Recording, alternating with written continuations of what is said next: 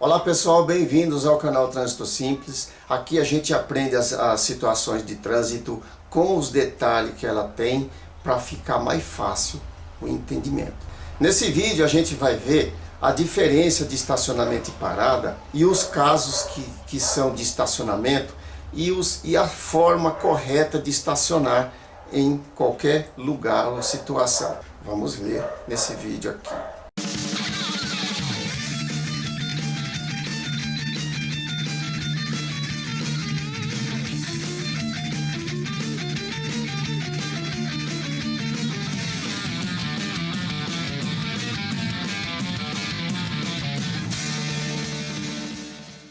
A gente já pode partir de um ponto seguinte: o que não for parada é estacionamento.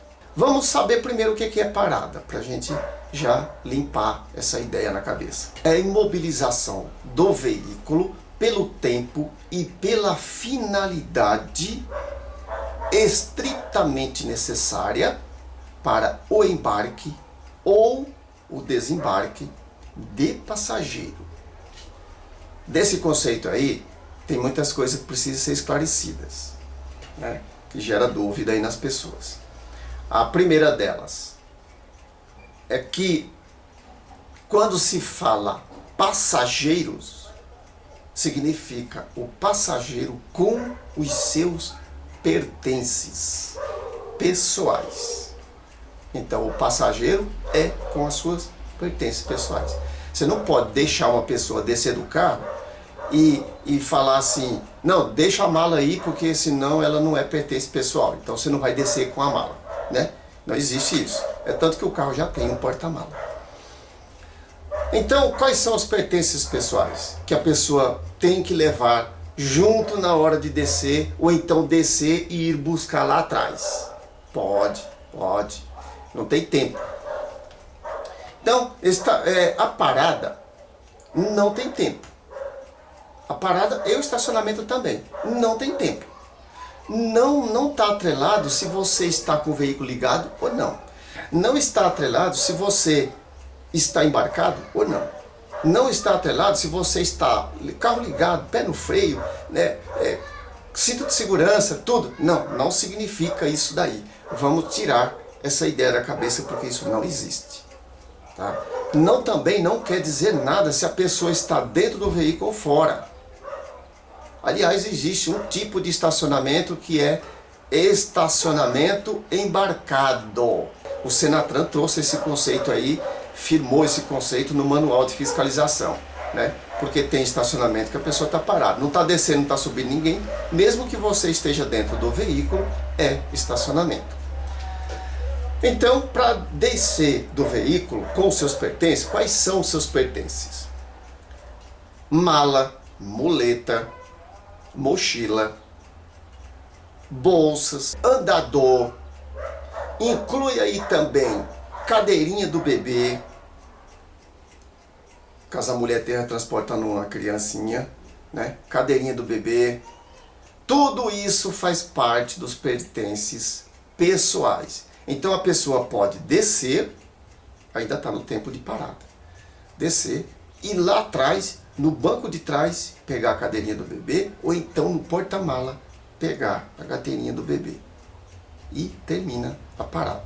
Ainda não é estacionamento.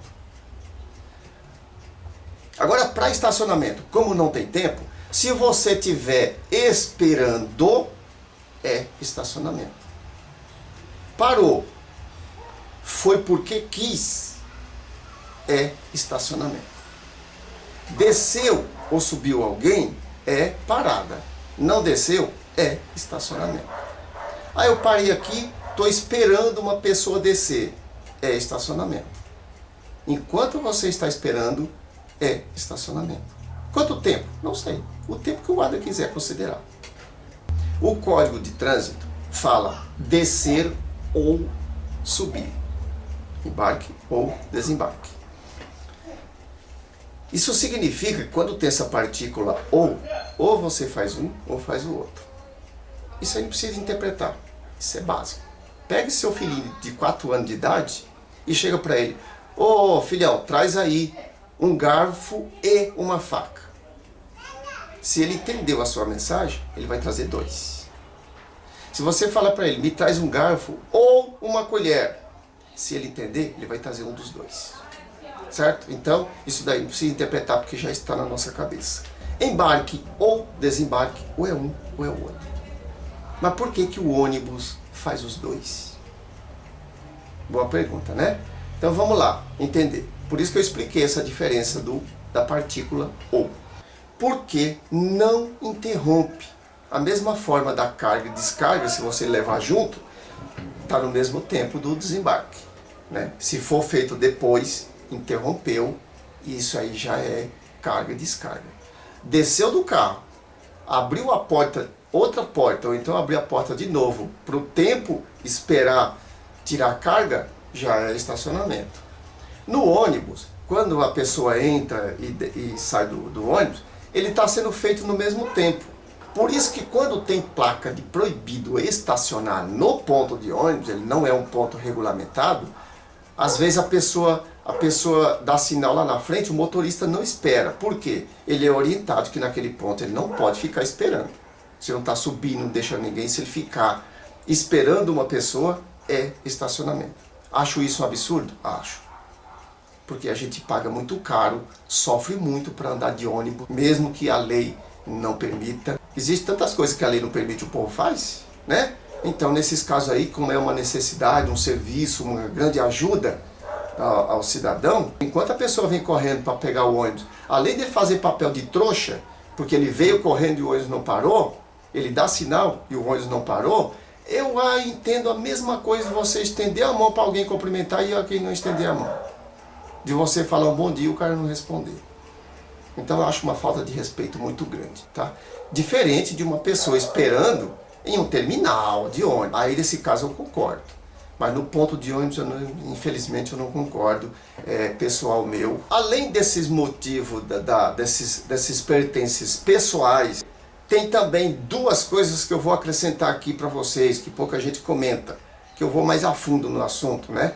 Então, caso alguém queira passar por uma situação, queira recorrer, aqui tem umas informações que a gente pode, que é mais técnica, para a gente recorrer, é mais do lado do direito. As necessidades especiais e os grandes direitos. Também ele encaixa nesse tempo de parada, ou seja, não vira estacionamento. Quais são esses grandes direitos? O direito do idoso, o direito da gestante, do doente, né? Da pessoa portadora de mobilidade. Tudo isso aí inclui o tempo que você tem para ele. Da criança, do bebê. Todos esses direitos aí inclui no seu tempo de parada. Enquanto você não resolver essa situação, deixar essa situação parada no direito que ela tem, o seu carro fica lá e você só tira depois. Ele inclui no tempo de parada. As necessidades especiais, né, do idoso é o tempo de você tirar ele ali e colocar lá. Mas o grande direito que o idoso tem é o de proteção. Então, se você colocou o idoso lá, já vai sair e vai estacionar? Não, ainda não. Você tem que deixar esse idoso, o meu avô aqui, ele tem problema de esclerose, tem hora que ele sai andando sozinho. Fica de olho nele aí. Enquanto você não achar uma pessoa para deixar de olho lá, você pode deixar o carro lá. Ainda não vira estacionamento, tá? E se você for multado numa situação dessa, explique para a autoridade de trânsito que você estava dando, esperando que o funcionário lá desse uma assistência para o idoso enquanto você tira o carro do estacionamento. Beleza? Então são informações que a gente pode ter aí sobre estacionamento. Já se a pessoa vai descer do veículo e vai pegar no porta-mala compra de mercado, compra de shopping, qualquer outro objeto, isso significa carga e descarga. Carga e descarga é estacionamento. E só é permitido onde a autoridade coloca uma placa carga e descarga permitida. Senão, a pessoa tem que fazer isso no lugar que não é proibido estacionar. Vou pegar a mala. Continua sendo parada. Vou pegar a compra do mercado. Virou estacionamento. Porque ali é carga e descarga. Então ele desce com seus pertences ir com essas compras junto com o estacionamento. Então, o que não pode é descer do carro, abrir a porta de trás e pegar as compras. Abrir o porta-mala e pegar as compras. Aí não pode. Mas se você já vai descer com tudo, tá incluído.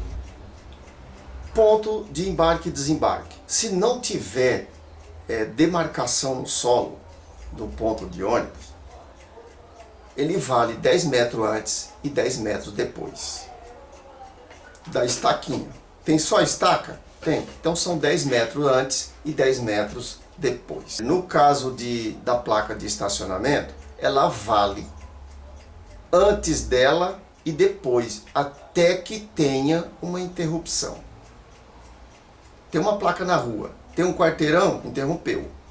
Uma saída de uma fábrica, por exemplo, interrompe. A autoridade coloca mais uma placa, né? Às vezes até saída de garagem, a autoridade coloca mais placa lá para frente, para ficar mais claro.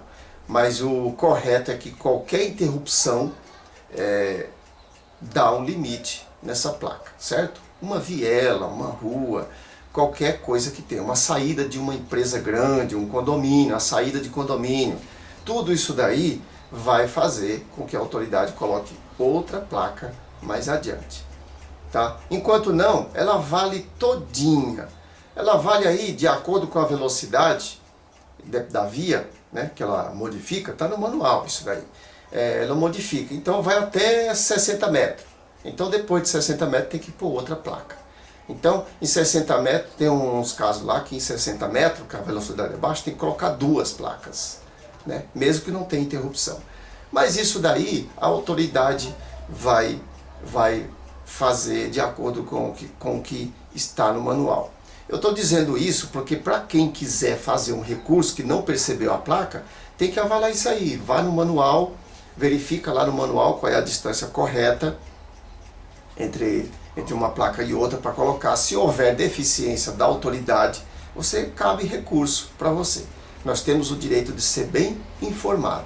Se a placa estiver coberta também com um galho de árvore, qualquer coisa assim, também torta para fora, né? Alguém bateu na placa e tortou, você não viu, né? Tudo isso pode ser porque é obrigação da autoridade fazer a placa com a maior clareza possível, fazer manutenção e também colocar de quantidade suficiente para informar o usuário. Aquela marca no chão são apenas orientações, não significa que seja proibido, tá? O que proíbe é a placa vertical. Tem uma vaga de farmácia, uma vaga de deficiente, se não tiver placa, não gera infração, tá? É um desrespeito? Pode até ser um desrespeito a alguma coisa, mas aquela marca de horizontal no solo é orientação ao usuário. Nas esquinas, é proibido estacionar pelo código, a menos de 5 metros da linha transversal. No lugar que tem muito fluxo, muita procura de estacionamento, a autoridade que vem pintando lá um paralelepípedo branco e um sem pintar, um pintado e um sem pintar, um pintado e um sem pintar. Quando chega no trecho de 5 metros, ele faz uma pintura contínua, né? Que já orienta o motorista que ali é o espaço de 5 metros. Mas quando ela é branca e quando é amarela? Branca, o amarelo é mais intenso. Se o problema é mais grave do que a gente imagina, né, a procura de estacionamento, a autoridade faz ali uma faixa amarela, ele pinta o paralelepípedo de amarelo, que é para deixar mais intenso. Mas é a mesma coisa, o mesmo significado, é apenas reforço. A placa de proibido parar e estacionar, ela proíbe os dois, você não pode nem parar ali. Se você parar ali porque quis, já é estacionamento. A não ser que você pare ali do lado e foi por causa de algum motivo. Vai ter essa situação aí. Tem uma placa no poste que uma diz, é proibido parar. Aqui. E na de cima fala, você é obrigatório parar. Mas por que isso daí? Quando você tem intenção, ela é infração. Quando não tem, não é infração. Parou porque o farol fechou. Parei para dar preferência ao pedestre. Parei para... Isso aí não é parada. No caso de estacionamento, de shopping, estacionamento na rua, estacionamento... Todos eles têm umas regrinhas para estacionar. Estacionamento a 45 graus, se ele for do seu lado, e a vaga está torta para o seu lado, para cá, aí você vai e entra de frente. Se ela estiver desse jeito, ó, 45 graus, você tem que passar dela e entrar de ré, né? Nesses casos aí é de ré. Agora, estacionamento de garagem. De garagem, se coloca carro na garagem de ré, economiza espaço de rua estreita, não consegue entrar de frente na garagem em rua estreita. Você tem que mandar tirar o carro do outro lado da rua para você fazer a manobra aberta para entrar. Isso significa que você ainda não aprendeu as técnicas direitinho, né? Então estou passando essas técnicas aqui para vocês aí, para facilitar, facilita a direção e facilita o trânsito. Quando você coloca o carro de ré na garagem, você já elimina alguns perigos. Quando você vai sair, não tem perigo nenhum. Porque quando você chega no limite da calçada, antes de entrar na calçada, você já vê dos dois lados, com visão real, o que vem na calçada. Quando você sai de ré, você está lá na ponta de lá do veículo. Você tem que enfiar o carro todinho no meio da calçada ou da rua para você começar a ver alguma coisa. E essa visão é deficiente, é enganosa. Você tem o espaço de um retrovisor no centro e outro do lado, para você formar a imagem lá atrás. Significa que você não está vendo nada. E ainda é uma imagem invertida. Ela causa um desconforto no nosso cérebro, para a nossa atenção. Ela causa um desconforto, porque ela não é perfeita, né? Então, esse perigo aí, quando a gente estaciona de ré na garagem, quando vai sair, não tem. E outra, quando você engata a marcha ré para sair de trás, a traseira levanta. A traseira do carro já é alta, mais alta do que a frente.